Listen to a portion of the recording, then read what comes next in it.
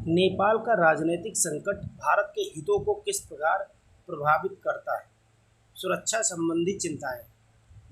नेपाल में राजनीतिक अस्थिरता शासन में अंतराल उत्पन्न करती है, जिसका फायदा विद्रोही समूह, सीमा पार अपराधी और अवैध नेटवर्क उठा सकते हैं।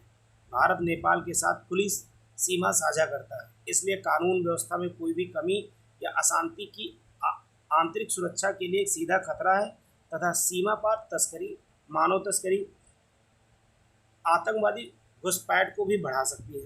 यदि आर्थिक प्रभाव देखें तो भारत नेपाल का प्रमुख व्यापारिक साझेदार रहा है, जिसने वित्त वर्ष 2025 में नेपाल को 7.32 अरब अमेरिकी डॉलर मूल्य की वस्तुओं का निर्यात किया, जबकि 1.2 अरब अमेरिकी डॉलर का आयात किया।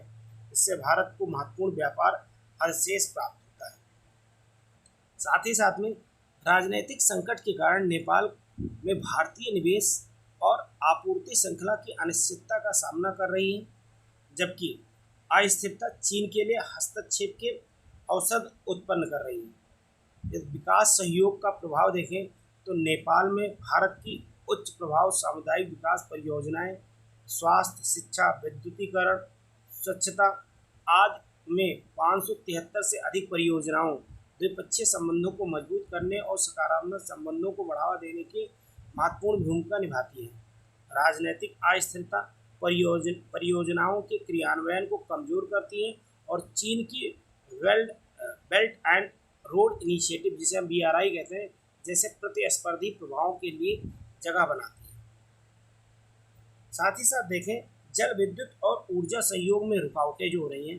नेपाल भारत की सीमा पार विद्युत व्यापार योजनाएं, जैसे भारत नेपाल दीर्घकालिक विद्युत व्यापार समझौता और बांग्लादेश के साथ त्रिपक्षीय ऊर्जा व्यापार का केंद्र रहा है।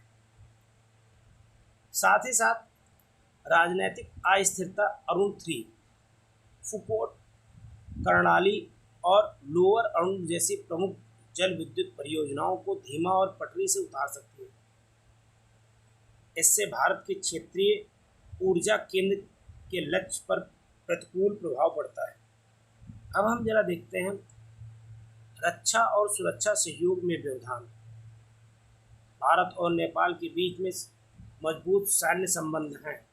संयुक्त रूप से जो सूर्य किरण अभ्यास होता है उसके पर्पज से, किंतु राजनीतिक संकट संस्थागत निरंतरता को कमजोर करते हैं और रक्षा आदान प्रदान को बाधित करते हैं, और चीन जैसे प्रतिबंधी